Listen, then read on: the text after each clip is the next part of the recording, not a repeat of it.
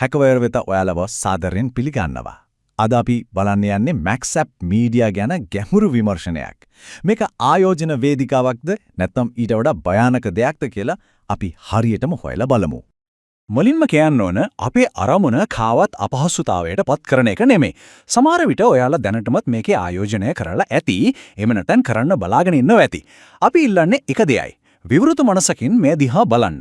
මොකද සල්ලි සම්බන්ධ වුණාම අපි විශ්වාස කරන දේක වැරද්දක් දකින්න එක ලේසි නෑ කියලා අපි දන්නවා. හරි. එහෙනම් අපි කිලින්ම කතාවට බහිමු. අපි මෙතනදී කරන්න යන්නේ නිකම්ම මේක වංචාවක් කියලා ලේබල් ගහන එක නෙමෙයි. ඊට වඩා ගැඹුරට ගිහින් මේ වගේ ලොකු මූල්‍ය යෝජනා ක්‍රම ඇත්තටම ක්‍රියාත්මක වෙන්නේ කොහොමද කියන රටාව පෙන්නලා MaxApp Media ඒ රටාවට ගැලපෙනවද නැද්ද කියලා බලන එකයි. ඉතින් අපේ විමර්ශනය අපි කරන්නේ මෙහෙමයි. මුලින්ම මේ වගේ ලොකු වංචාවට කරන විදිය ගැන බලමු. ඊළඟට ඇයි මේවා කඩා වැටෙන්න ඕනේ මෙන්න තියෙද්දි තමයි ශක්තිමත්ම වගේ පේන්නේ කියන එක තේරුම් ගමු. ඊට පස්සේ ලෝකේ පුරාම මේ වගේ දේවල් අඳුර ගන්න පාවිච්චි කරන රතුවෙලි හැවත් අනතුරු අංගවීමේ සලකුණු මොනවද කියලා බලලා අන්තිමට ඒ සලකුණු MaxApp Media එක කොහොමද ගැලපෙන්නේ කියලා සංසන්දනය කරමු. හොඳයි. පළවෙනි කොටස ආරක්ෂාව ගැන තියෙන මායාව. අපි මුලින්ම ඇත්ත තත්ත්වය පිළිගමු. බැලු බැල්මට මේක ගොඩක් සාර්ථකයි වගේ පේනවා. ඒ වගේම දැනට විශාල පිරිසකට ගෙවීම් ලැබෙනවා කියන එකත් අපි සම්පූර්ණයෙන්ම පිළිගන්නවා. ඇත්තටම ගොඩක් අයට සල්ලි ලැබෙනවා. ටැග් බෝග, බ්‍රෑන්ඩ් කරපු ටී-ෂර්ට්, ලොකු ඉවෙන්ට් එකක් තියෙනවා. මේවා තමයි මේක ඇත්තක්. නීත්‍යානුකූල දෙයක් කියලා මිනිස්සුන්ගේ හිතේ ලොකු විශ්වාසයක් හදන්නේ. කවුරු දැක්කත් හිතන්නේ මේක සාර්ථක ව්‍යාපාරයක ලක්ෂණය කියලා තමයි. හැබැයි මෙන්න මෙතන තමයි ලොකුම පරස්පරය තියෙන්නේ. මේ වගේ යෝජනා ක්‍රමයක භයානකම කාලය තමයි ඒක හොඳටම ගෙවීම් කරන වේගයෙන්ම පැතිරෙන කාලය.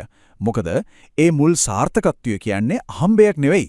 ඒක තමයි කඩා වැටෙන්න ටිකකට කලින් පුළුවන් තරම් අලුත් අයව ඇදගන්න පාවිච්චි කරන උපක්‍රමය. ඒක සැලැස්මීම කොටසක්.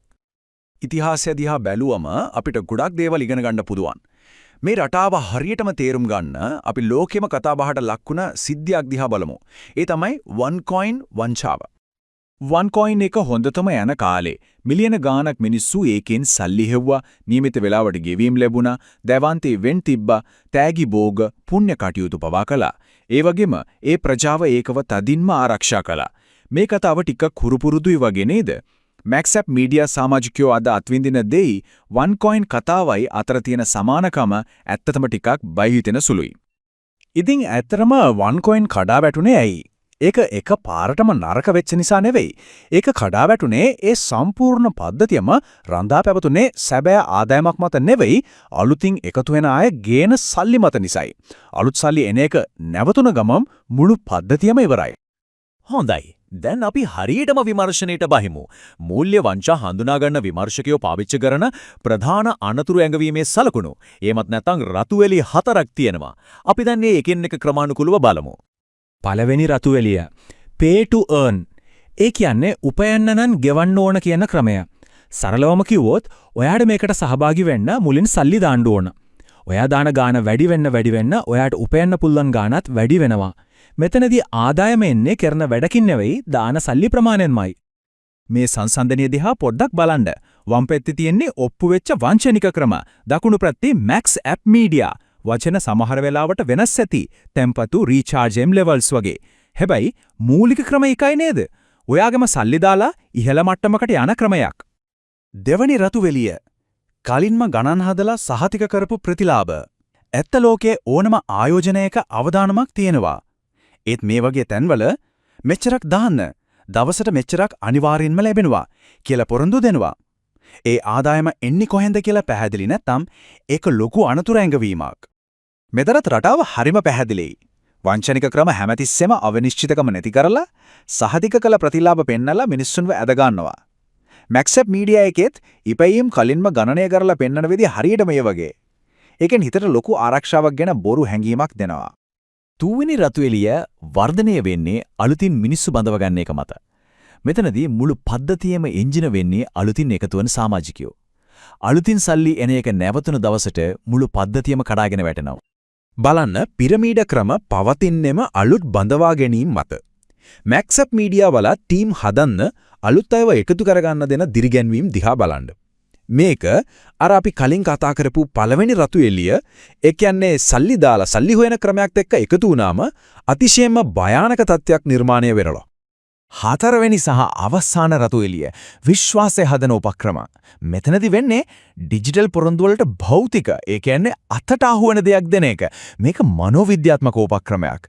අතට ලැබෙන තෑග්ගක් නිසා ඇහැට නොපෙනෙන මේ ව්‍යාපාරයේ ඇත්තක් කියලා මිනිසුන්ට දැනෙන්න පටන් ගන්නවා. කාර්, ෆෝන්, ප්‍රසිද්ධියේ කරන පුණ්‍ය කටයුතු මේවා ලොකු වංචනික ක්‍රමවල පුදු ලක්ෂණ. මැක්ස්ඇප් මීඩියා එකෙන් තෑගි දෙන විදිය, ප්‍රජා සත්කාර කරන විදිය හරියට ඒ පොතෙන්ම ලියපු පිටපතක් වගේ. මේක කරන්නේ නීත්‍යානුකූල ව්‍යාපාරයක් කියන පෙනුම හදලා මිනිස්සුන්ගේ සැකය නැති කරන්න. දැන් අපි මේ සම්පූර්ණ කතාවම ශ්‍රී ලංකාවේ වර්තමාන තත්වයට සම්බන්ධ කරලා බලමු. මොකද මේ වගේ කාලයක තමයි මිනිස්සු මේ වගේ දේවල් වලට අහු වෙන්න තියෙන ඉඩකඩ වැඩිම තියෙන්නේ. මේක තමයි කතාවේ කනගාටුදායකම ඇත්ත. මේ වගේ දෙයක් කඩාගෙන වැටුනම ඒකේ පාඩුව හැමෝටම එක් වගේ බෙදලා යන්නේ නැහැ.